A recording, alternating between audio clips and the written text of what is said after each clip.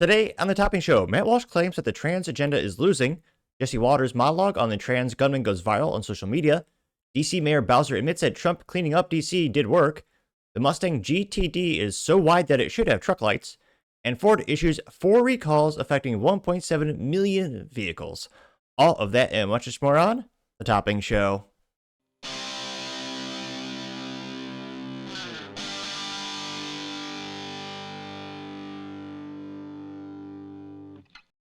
Thank you, everyone, for taking the time to tune in today. Today's episode of The Topping Show is proudly sponsored by Topping Technologies.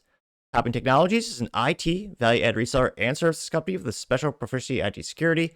Heck, I see their founder at least twice a day. Gotta say he's quite handsome and brilliant. He's me, see, that's the joke. If you're an IT leader or business owner, reach out to the team at sales@toppingtechnologies.com. Also, still giving away a free Flamethrower with every IT purchase, with Picatinny rail adapter so you can mount it to any standard AR-15 like all awesome accessories can be. Go to toppingtechnologies.com and click the Flamethrower button to learn more and see me shooting a Flamethrower. And lastly, trying to get to 6,000 subscribers by the end of the month, so if you can click that button and tell your friends and your enemies, I would greatly appreciate it. Now going over to the business part of the podcast, you have the new Mustang GTD. Well, it's so wide it almost needs truck lights. Now, brought to us thanks to thedrive.com, specifically Joel Feder, who's a writer over there. And it is just so comical how big these Mustangs are getting. And it's going to be quite frightening for the people who actually go to car shows because, well, more people might just get hit. Now, again, credit to Joel at thedrive.com. They say, quote, the Mustang GTD is so wide it needs safety lights like the Ford Raptor, but Ford found a loophole. The Mustang GTD is about 6 inches wider than the standard Mustang, which brings it into the wide vehicle laws area. Which you can see the Mustang GTT right there, which has kind of a bland paint job. You have to really be an enthusiast to know that's a little bit extra wider, and that's a special Mustang, but nevertheless, they say, quote, there's a reason that ridiculously wide vehicles like the Ford F-150 Raptor, Bronco Raptor, and Ram TRX all have amber running lights in the front and back. It's not to look cool, it's the law. Turns out the 2025 Ford Mustang GTD is, dimensionally speaking, legally too wide to drive on U.S. public roads without amber marker lights like the hulking off-road noted above. At the launch for the Mustang GTD, design manager Anthony Colgard told The Drive that Ford had found a loophole in the law so they could avoid adding marker lights to the $325,000 Mustang. And they do note that is the starting price, which... Yeah, for $100,000 less, you can get a nice Porsche 911 with a stick shift. Spoiler, this thing's automatic only. Now, they say the Federal Motor Safety Standard, FMVSS 108, states that larger vehicles, which are usually trucks, SUVs, and trailers, because what car is that wide, there are 80 inches or wider required clearance lamps, bookending the sides, the marker lights in the center with specific positioning and spacing rules.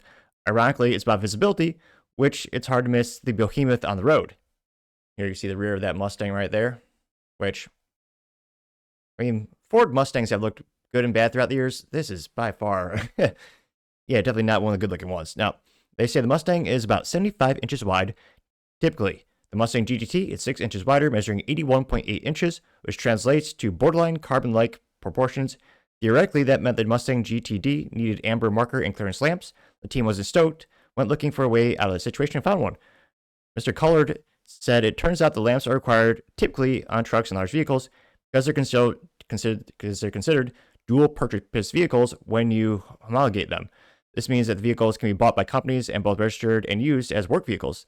The Mustang GTD is not considered a dual purpose vehicle and therefore would not fall in that category. Is very much considered a single-purpose vehicle, which, yeah, no one's going to be running mulch or trying to use this for the work sites like they would a truck.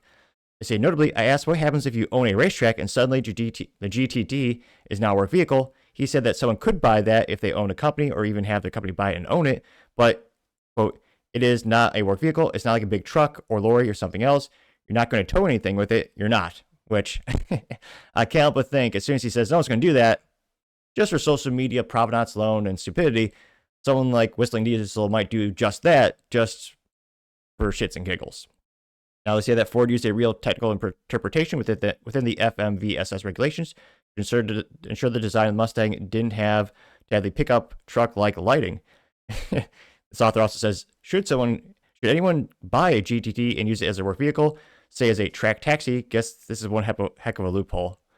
Which, I mean, half the comments below are just noting how comically wide this thing is. And again, it's for performance. It's got one of the best track times on the ring ever for a Ford Motor Company vehicle. It's really cool in that regard. But yeah, I can't but think, in terms of practicality, it's just going to hit more people when they leave car shows and inevitably lose control of their vehicles, as Mustang owners tend to do. But it is funny that Ford found that little loophole. Although part of me thinks it would have been even more hilarious marketing if they were to just add a couple of those LED lights just on the vehicle. But let me know your thoughts and comments, because as always, be fascinated to hear what you have to say. Now, going over to the cultural part podcast, you have Matt Walsh saying that the trans agenda is losing, but is he right? Now, this brought to us thanks to, of course, Matt Walsh on X. He says, quote, "The trans agenda is losing. They're losing on every playing field in every area of American life.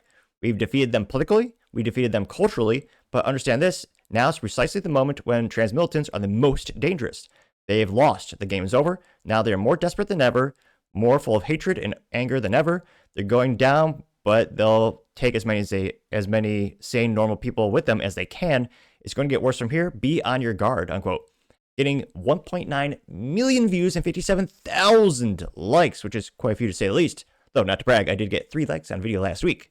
Oh, no, seriousness, don't forget to like, subscribe, comment, cliche things to say, but it is true. When I first started the show, no one tuned in, well, maybe family, barely any subscribers. But as we got more subscribers, got a little bit better speaking, which leads to my theory. The more people that click that subscribe button, the better I get at speaking. And will someday make it through an entire episode speaking perfectly articulation-wise. So go ahead and tell your friends and tell your enemies. Click that button. Now, Matt says that we're winning, which in some metrics, yes, that was one of the few upsides of the pandemic, was parents saying, well, the kids are actually being taught in public schools. And oh, dear God, it was horrific to say the least, with teachers coming out to them or coming out of the closet to the students, indoctrinating them with pronouns, teaching them how to do transitioning things. And a lot of people start homeschool, thank God. And I think we're going to see that trend continue. Now, it says we're winning. In some ways, we are. But that being said, Ultra Beauty and a lot of the beauty companies are still very much, as he would say, woke. I would say too. And they have trans brand ambassadors paying them millions of dollars. I mean, Ultra Beauty I can't pronounce it, obviously I don't buy makeup or much hair or much, any of those products, but they're still buying those products left and right, and they're still pushing out those brand ambassadors. You see that for a lot of categories. You have the Crackle Barrel thing, which some people say, well, we're winning, which they didn't have a trans ambassador, but they did have their LGBTQ plus program at the company. And we had the rebranding of all the chairs and all that kind of stuff, with the paintings in the stores. But do you think we're really winning? I think we might be, but in not every category. And just look at social media alone. Still a lot of censorship on those platforms. Sometimes the YouTube videos just get deleted altogether by YouTube. Just like this trans shooter. All of a sudden, all of his information on the YouTube just got erased. Thankfully, because the platforms like X, the data is still there because people reposted it and they could critique it. Now, go to some of the comments again. Matt got 1.9 million views and 57,000 likes. And yeah, I kind of think, yeah, there's some wisdom with what he's saying in terms of, I think there will be more violence from the trans community because, again, they feel like they're being threatened. In some states, again, in terms of the medical procedures and in terms of insurances and coverages, maybe they have to pay more out of pocket for some procedures they want to proceed with. Maybe they need to pay out of pocket in terms of some of the drugs they want to be taking. And again, when it comes to different funding mechanisms, different people in charge of the government, yeah, maybe they get back into the DMS-5. Maybe it gets categorized as mental disorder. And they might push back pretty hard. And every politician is saying, they all said, if Trump got elected, you're going to be erased from history. He's attacking you. No, he's trying to protect you from these, I would argue, horrific doctors, they use quote unquote, as well as big pharma, where again, we've seen the data. Whether they choose to transition or not, the statistics at which they take their life is identical. But big pharma gets a customer for life because they always have to buy more surgeries, have to buy more drugs. And yeah, I'm not a fan of all these companies can guarantee clients for life when, again, the data shows they're not better off whether they do or do not transition. Now, go to the comments. One of the first ones comes to us thanks to, well, I'm a little biased to think he's handsome and brilliant. Me, the Topping Show. I say, quote, agree. We also need to start asking why so many of these are on SSRIs and why Big Pharma is pushing them to take drugs and take surgeries, getting 16 likes. We also have Amelia Henderson says, quote, This madness has to stop now. And it's the upside down Jenga. And it's called the entire trans movement. And the bottom is a single piece that says, asking what is a woman? Getting 718 likes. And perhaps referencing Matt Walsh's documentary, What is a Woman? One of the best ones out there. Let's see. David Santa Clara says, imprison the trans. Getting 1,000 likes. Robbie Starbucks says 100%. Getting 498 likes. The conservative alternative says, quote, we used to call transgenderism demonic possession, and then we call it mental illness. Yet now, the modern world refuses to even label it as mental illness, and instead we seek to empower these people. Enough is enough. Getting 388 likes. Sassfast84 says you're absolutely on point. When trans have nothing else left, they'll attack even more, getting 214 likes. Let's see. You have I Love American News says I agree with Elon Musk, and Elon Musk has a quote that says any parent or doctor who sterilizes a child before they can consent are consenting adults, they should be sent to prison for life. Getting 736, make it 747, 3 likes. Let's see. JT Kendrick says, quote, he's requoting Fraser Pine, says the trans movement is a ticking time bomb. They will turn to violence as the fantasy world fabricated for them by corporations and politicians begins to shatter. They'll have nothing to lose. It's easy enough for Sony to walk it back. They can't. They already cut off their private parts off. They got 43,000 views and 2,000 likes, and then this repost got 1.8 thousand likes. You have Dog Turd saying, quote, I blame no balls walls, and it's a picture of Tim Walz looking as goofy as ever, and his famous quote that says, I become friends with school shooters. Getting 755 likes, which, during that vice president debate, Tim Walz had a lot of mistakes and stupid things that people make fun of me for not being able to articulate and speak properly, which, I know, got a lot of room to improve. But yeah, Tim Walz, that debate was comical to say the least. Also have Vicious Nightcap saying, quote, it's always the children who suffer at the hands of the demonic trash people. And it's a scribbling of a trans individual says, affirm identity or we will shoot your children, getting 376 likes. Starless Sky says, quote, they're going to come armed, make sure you do too. It's a mom with a break action, a double barrel shotgun, and her child says a gun in the hand is worth more than the entire police force on the phone, getting 260 likes, which, yep. Let's be friends. Oddly specific profile name. Maybe we will. Who knows? Now it says, quote, it's time to end this and to consider their condition as a severe mental illness. No more mutation, no more buying guns, enough of this shit, getting 475 likes. We also have, let's see here. G saying put crazy people in asylums, getting 156 likes. A couple other people are bringing up references of different shooters that were trans lately. Ali Shabaj Chandri has a screenshot from the Trans Manifesto video where he was doing target practice, and on the target, he printed out a picture of Jesus that got 97 likes.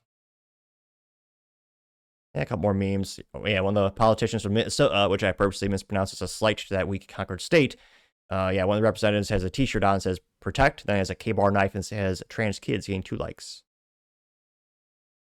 Again, in terms of the culture war, how the whole country is shifting, I'd venture to say more than 51% of, no, I'll be honest, it's probably like 75 to 80% of adults do not believe you should be transitioning children. And, it's horrifying how many of them are doing it, but I think that's the general consensus. Now, what will be done in terms of preventing some of these surgeries, as well as these drugs being pumped into the kids, it'll be interesting to see if there's anything done at a federal level or if it's just on a state level. But let me know your thoughts, because, as always, be fascinated to hear what you have to say. Going over to the political part of the podcast, you have Jesse Walters reviewing the trans gunman with his monologue going viral on social media. This is also reposted thanks to Benny Johnson, who says, quote, very important, everyone stop what you're doing and watch this. Jesse Walters just delivered the most important and powerful monologue ever. He blew the lid off the trans violence epidemic, the media's cover-up, and how Democrat leaders created it. Which, I think it's a little long, but I think he perfectly summarizes the situation here. Suicidal transgender who hates Trump's Christians and Jews shoots up kids at a Catholic school, and the media wants to take away your handgun. So how are we supposed to protect ourselves from trans shooters? The media is bad at pattern recognition. We aren't. Just 2 years ago, another trans 20-something walked into a Christian school in Nashville with a rifle and shot 3 kids and 3 adults. They buried the manifesto and locked down the case. And we only know about the trans manifesto that this individual was so mentally deranged thanks to undercover reporters that brought the news to us thanks to Louder the Crowder. Again, the whole mainstream media to try to cover that up. and all the government there. We've seen trans shootings in Colorado and in Maryland. They even shot up an ICE facility in Texas. And it seems like half of Antifa's trans. A couple of they-thems just got popped for firebombing Teslas. The mayor of Minneapolis says, you can't say that. Anybody who is using this as an opportunity to villainize our trans community or any other community out there has lost their sense of common humanity. We should not be operating out of a place of hate for anyone. We should be operating from a place of love for our kids. I don't hate anyone who thinks they're trans. I feel sorry for them. But statistically, the trans population has been prone to violence. That's not villainizing, that's reality. And if you can't recognize reality, you're in danger. We love the American people, especially American children. And if they're troubled and believe they're somehow a girl trapped in a boy's body, we want to get them help. We don't want to give them hormones and operate on them. Society shouldn't be trying to produce more trans kids. We shouldn't be encouraging an emotional disorder or whatever this is. And doctors should stop profiting from it. Great Britain ended child sex change surgeries. They said it's barbaric, and they're right. And politicians should stop elevating the trans issue like it's the civil rights struggle of the 21st century. You see it all over Minneapolis. Minneapolis will continue to be a safe haven for our trans community. For being a safe haven for transgender individuals. We have sued them for gender-affirming care. Yes, we are not going to scapegoat our transgender community. When our children tell us who they are, it is our job as grown-ups to listen and to believe. Always the same thick, weird glasses that the leftists love to wear. I don't know why they always do it. It's like there's 10,000 plus different glasses, different designs out there. Granted, they're made by like 3 companies. But they always choose the thickest, dorkiest glasses on the planet. I think is that becoming the new cow ring for leftists? Perhaps. Leave them. So when your 9-year-old tells you he's a horse, do you let him sleep out in the barn and eat hay?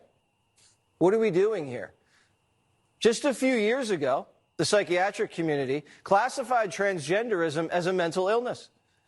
Then doctors went woke and removed it as a condition, and now millions of young Americans are identifying themselves as trans and getting high fives.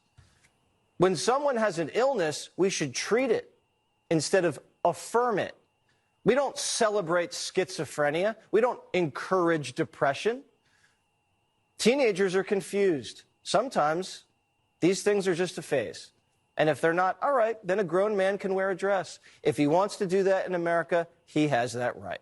We're a pretty darn tolerant society. But the left's weaponizing trans kids and turning them into culture warriors. And they've been turned loose against the church, schools, and Trump. You see it, I see it. The trans clan has a militant wing, and it's out for blood. They're taking lives, defiling churches, and freaking everybody out. And some politicians are doing more to protect shooters like Westman than soft targets like schools. In 2023, private schools in Minnesota begged Governor Walsh to fund more school safety. They told him it was an urgent and critical need. Minnesota had an $18 billion budget surplus, but the governor didn't do it. Instead, he turned Minnesota into a trans sanctuary. And his attorney general, Keith Ellison, sued Trump so they can keep castrating little boys. Tim Walz failed. Our leaders keep failing us. They failed us during COVID, on trade, on immigration. They say they care about kids, but they locked them down and oversaw an obesity and chronic disease epidemic. And now there's a growing trans epidemic, and they won't even admit it, just like crime. They created a crisis and then lie about it and blame you for not being compassionate. But their fake compassion is getting people killed. Facts. And I think that's why I got 3 million views and 85,000 likes, which is quite a few to say the least. Which I don't know why Elon, not a feature, it's a bug. Every time you go scroll over the video, it automatically restarts for some silly reason. But yeah, Minnesota. one of the worst, I would argue, one of the worst states in the union. And yeah, I can't but think, again, they're always looking for some type of issue. It's always the next civil rights thing. That's what Democrats always look for. So they always have to make, I mean, there are some little problems in the United States. They have to make up new problems, like all the fake racism. And in this case, yeah, there are real consequences. A lot of people are getting hurt.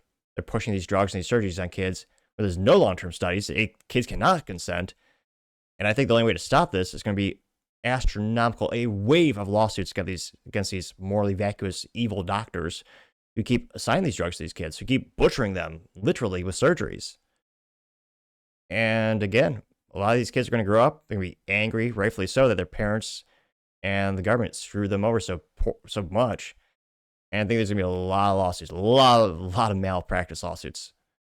And unfortunately, even though I think it was a culture shift in the United States where fewer and fewer people believe these types of surgeries for kids, I think it'll actually take hard lawsuits and these doctors losing money, these pharmaceutical companies losing money for it to actually realistically stop. Now, where the first comments comes to us, thanks to Benny Johnson simply saying, "Bravo, Jesse Waters," and thank you, Fox News, for covering this issue with such severity and seriousness, getting 1.3 thousand likes, which I was going to say a good article. I was going to say a good clip from Fox News. That's pretty darn rare. They also have I Love American News says Dr. Ben Carson was right and says Ben Carson promoting transgenderism to minors is child abuse, getting 1.6 thousand likes. We also have Allison Mahone and says a slippery slope. It says, "Let us get married, bake our cake, use our pronouns, allow minors to dance for drag or for us in drag, and then let teachers choose your kid's gender," getting 352 likes. Allison Malone also has a dam reference. Well, I'm not actually trying to swear, a physical dam reference. And the big lake that the dam is holding up is global totalitarian state.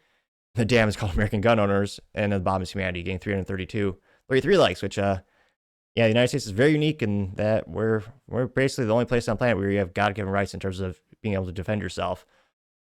That's have Alyssa Mahone having the meme from Family Guy, where it has the palette of race colors, and it says, white, it's a hate crime, but if this person is trans, pride, or BLM, the motive is unknown, and it's the media, of course, getting 377 likes.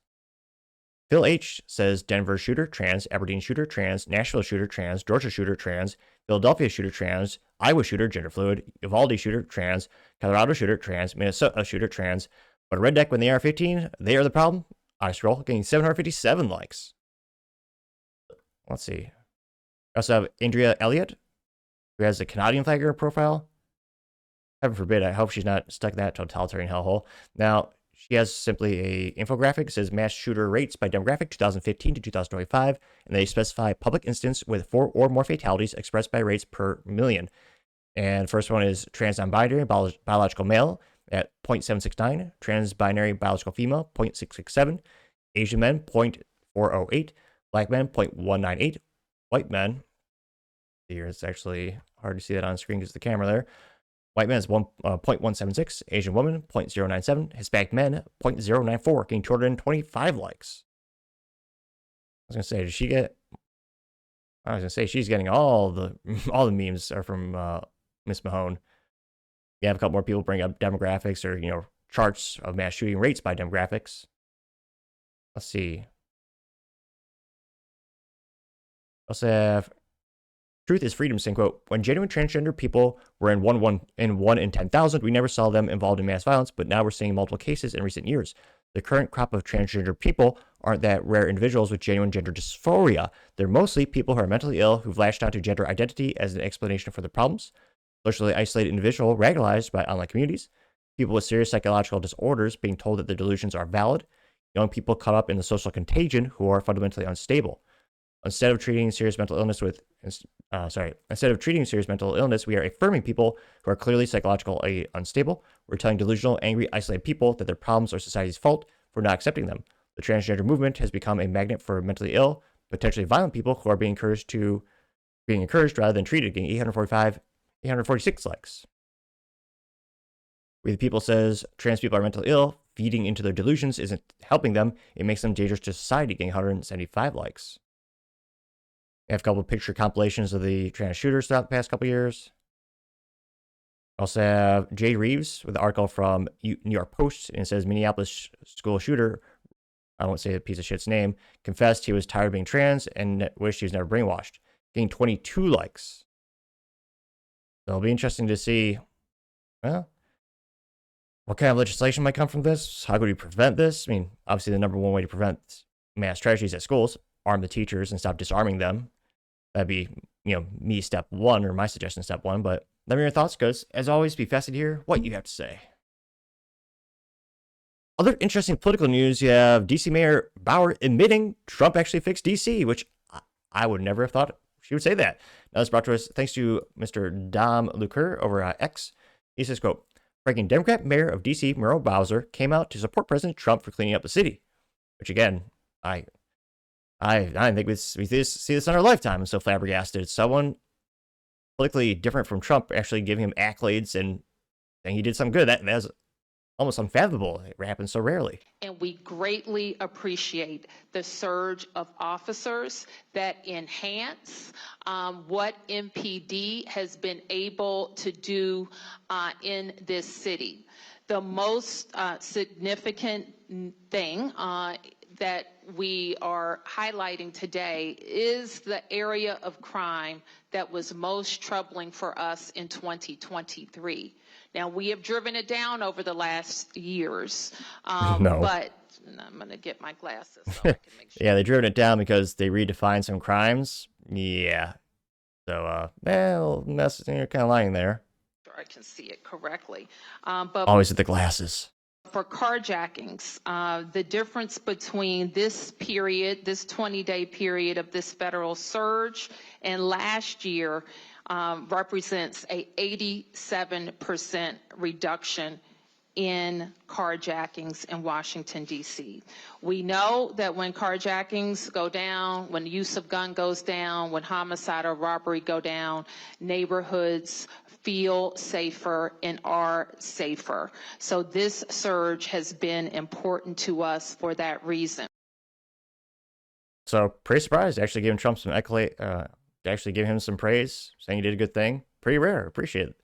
I think, I wish, politically speaking, he had people from the left and the right coming together more often trying to solve problems. However, it's also kind of pathetic in terms of DC. It's been a hellhole for decades. And for decades, Republicans and Democrats have done nothing to fix the place that has a higher crime rate than some third world countries, a higher homicide rate than some third world countries, in fact. Again, it's great that Trump actually solved the problem. But again, this is DC. I'm not sure if he could replicate that to other areas that are outside federal control.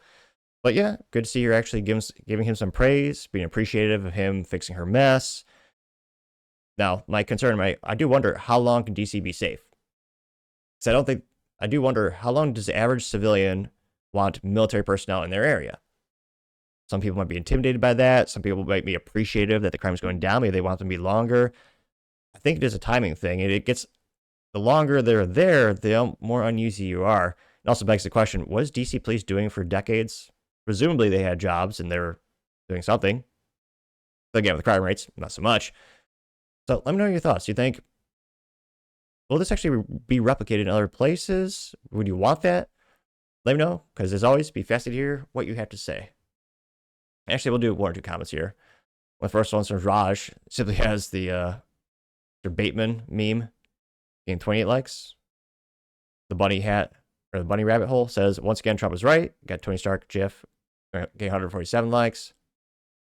Dr. Lucian Wolf, commentary account, says, quote, so let me get this straight. The same Democrat mayor who trashed Trump's law and order is now bragging about the results from Trump's plan. 87% drop in carjackings, but said it was fascism back then. Turns out order works better than chaos, getting 343 likes. Yep. Also have AG says, but I was told by a leftist white woman that there's no real crime problem in DC, getting 135 likes. Yeah, about that. Blue and white grit UMSC style says, quote, so if you automatically enforce the law, it works. Who knew? Getting 51 likes. Ryan says, Trump is making America safe again. Love it. Getting 128 likes. Jericho commentary account says, quote, I did not see that coming, and I have to give her credit for saying that was her party, or saying it when her party was definitely not going to be happy with her. But the people of DC overwhelmingly support the job Trump did in making their lives better and safer.